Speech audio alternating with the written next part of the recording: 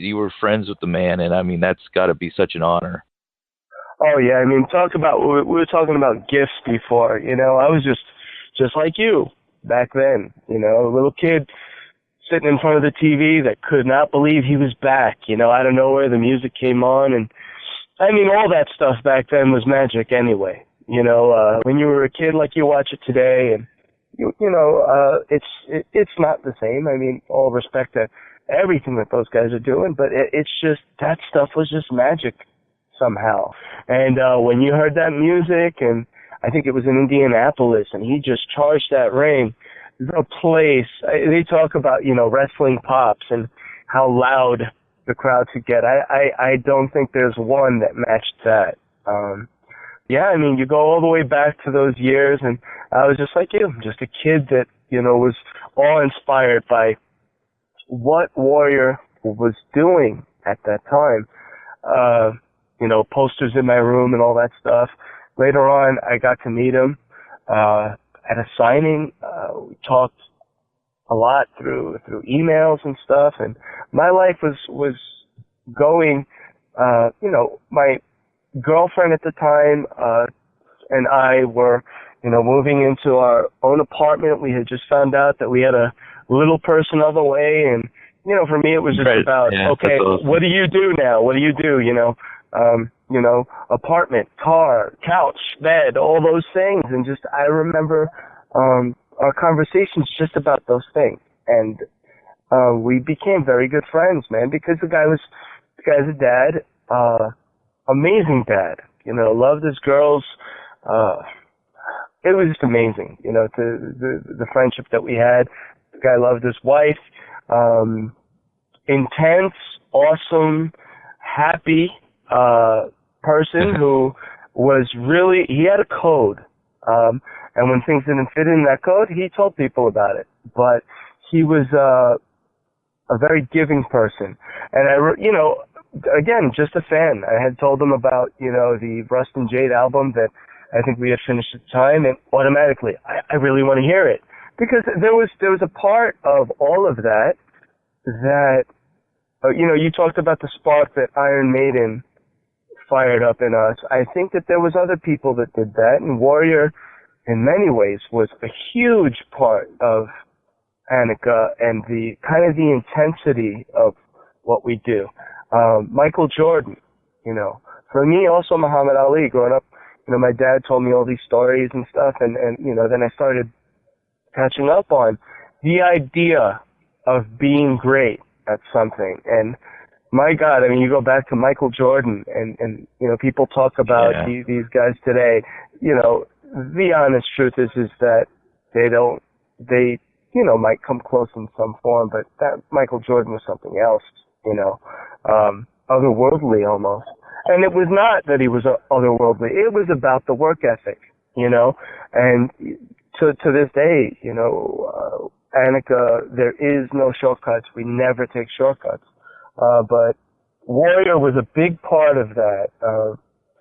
And to be able to connect with him on that type of level, not, we didn't sit around and just yap about wrestling. For me, I got it. Guy had moved on in his life. I mean, it was cool to touch base about it, but it was just really a brotherhood type thing. And, the support that he gave AnAkA, and just the mentorship in a lot of ways, and what we were doing, and be able to, this guy was at WrestleMania 6 pressing Hulk Hogan over his head. I mean, yes, it was, in a sense, it's planned out drama, but at the same time, they put you in that situation. You've climbed that company, and you're on top of it.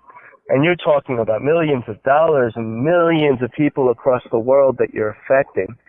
And, wow, just to be able to have that friendly, insight, and for him to hit us up when we were in the studio doing Glorified. We were recording the Glorified Crusade, and, he hits us up about, look, I'm coming back to the ring. I'm doing it in Barcelona, Spain. I need a theme song. We can't use the old WWE one. I know that you are the only guy that can do this justice. And I was just floored.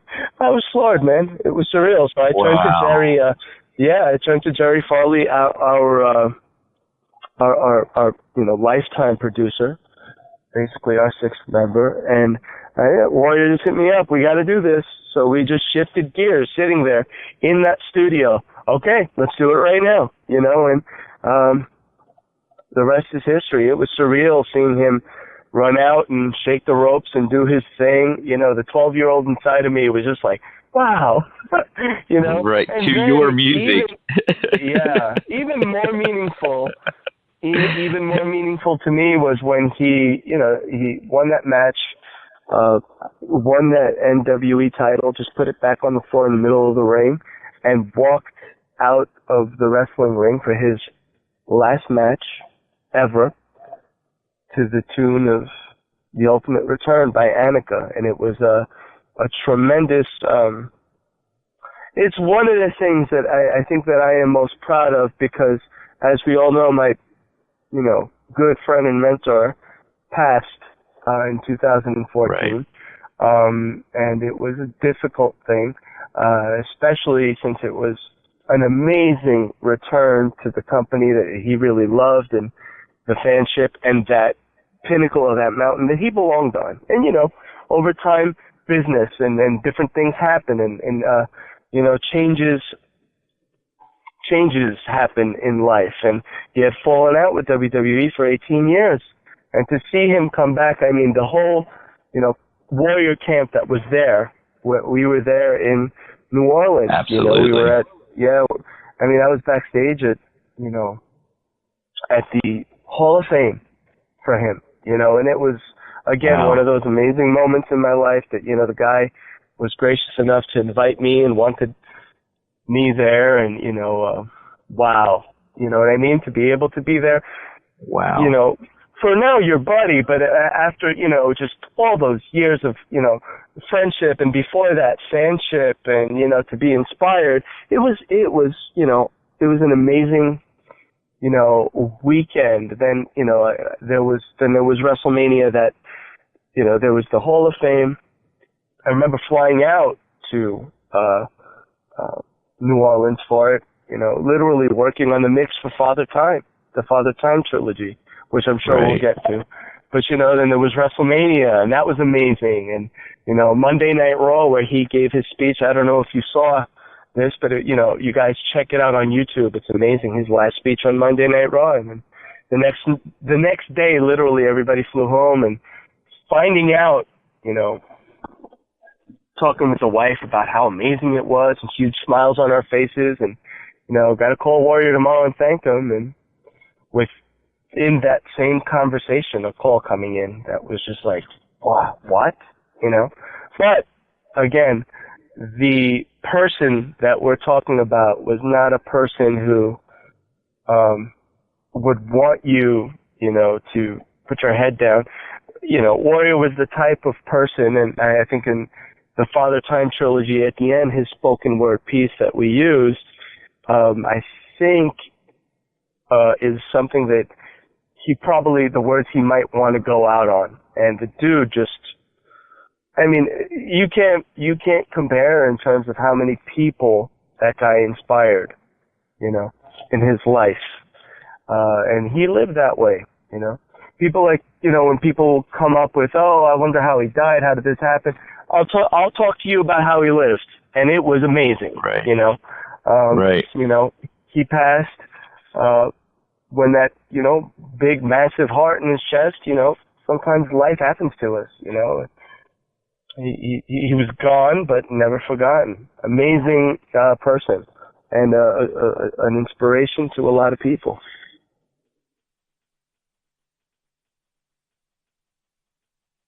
It was great, and it was amazing for his family, his wife, Dana, and his girls, Madigan and Indiana. Just such nice, wonderful people, and they were so proud of him. And it was an awesome moment, because you can see that he was going back to that, like I told you, the top of the hill where he belonged, and got that, he walked into that, was in that glory for one more time. He got to shake those ropes, and he did it his way.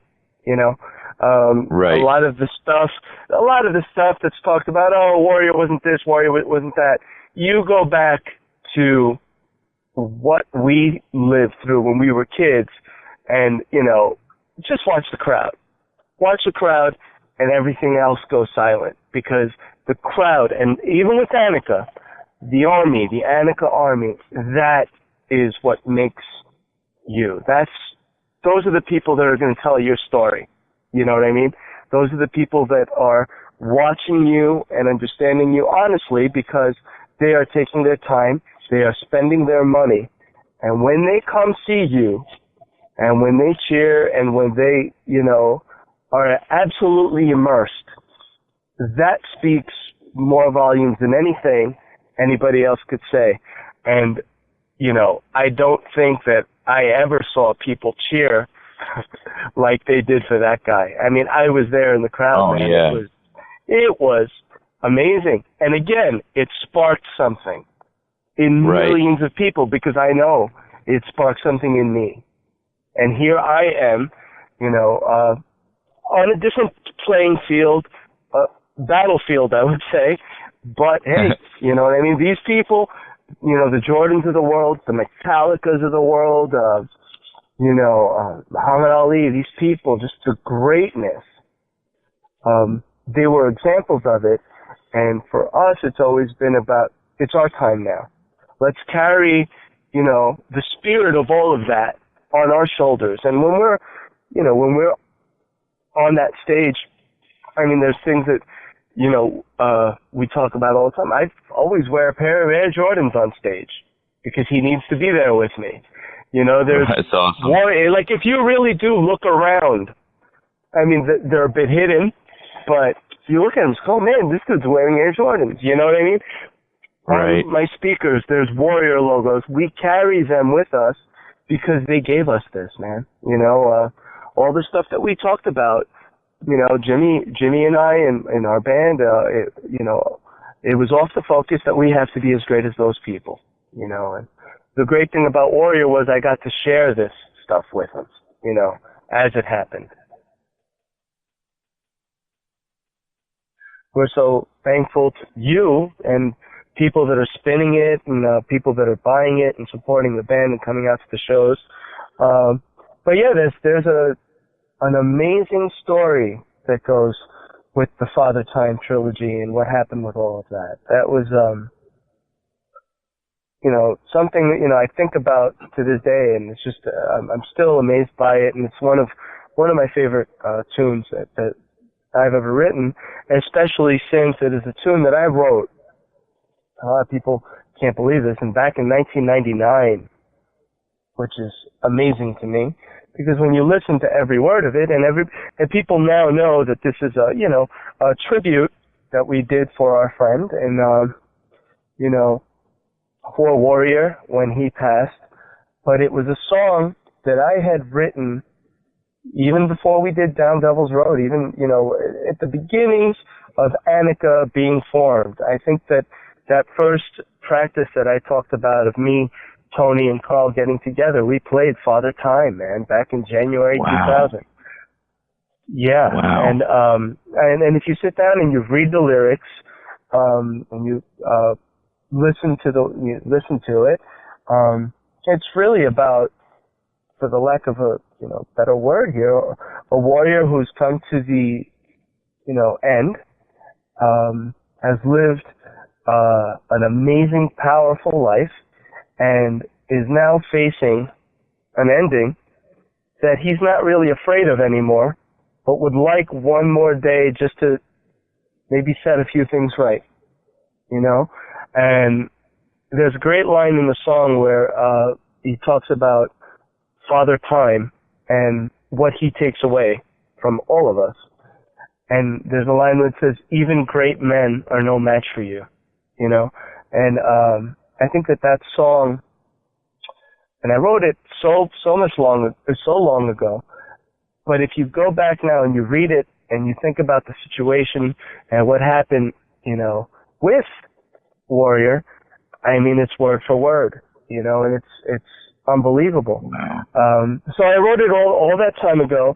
We had considered it, for Down Devil's Road, but for some reason we just didn't put it on there. It was a long song, and I absolutely loved it. Lyrically, I think it was one of the best things I had ever written, even at that time. But for some reason, we didn't put it on that record. We also didn't put it on the previous records.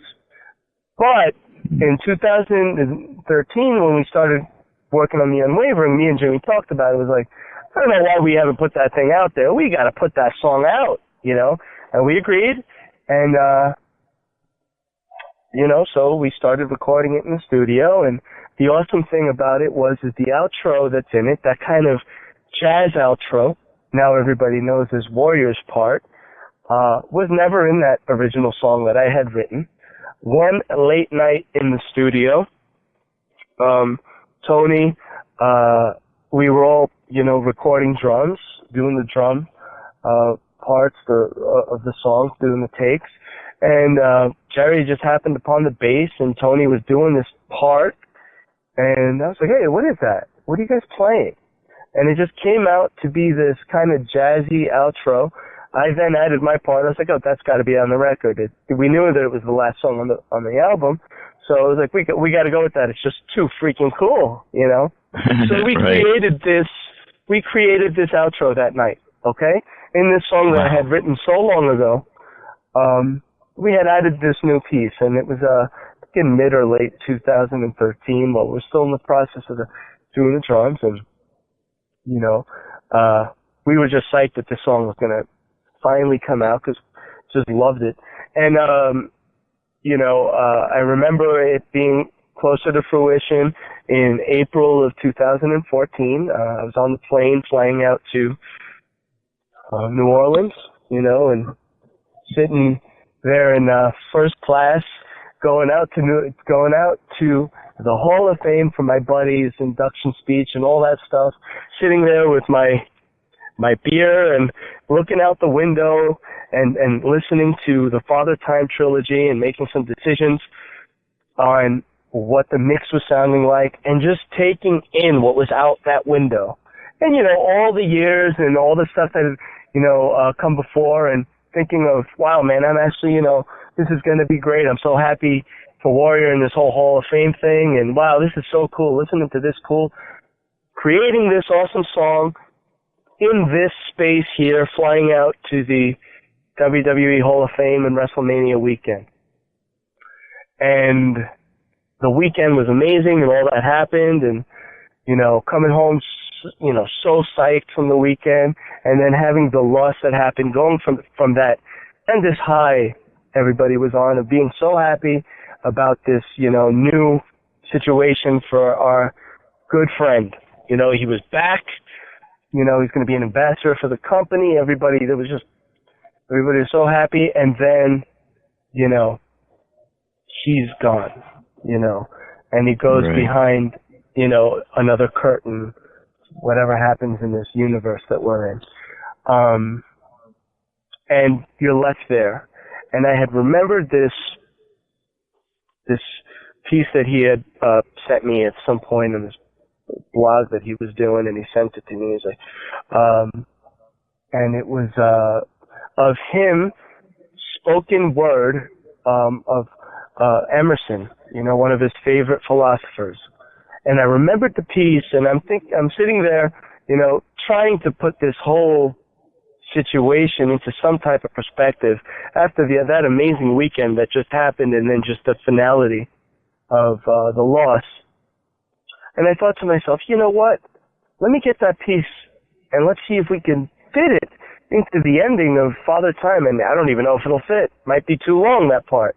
So I talked to Jerry about it. I reached out to Warriors people and asked if it was cool. And, you know, Steve Wilton, my good friend out there, and his wonderful wife, you know, and they were like, you know, you got to do it, you know. So we did it, and I sat in the studio with Jerry, and it was just place it. Let's see how it works, man. It's probably too long. And no doctoring, we just placed it in, and it went from the beginning of it to his last word right on that last E note that rings out. It was wow.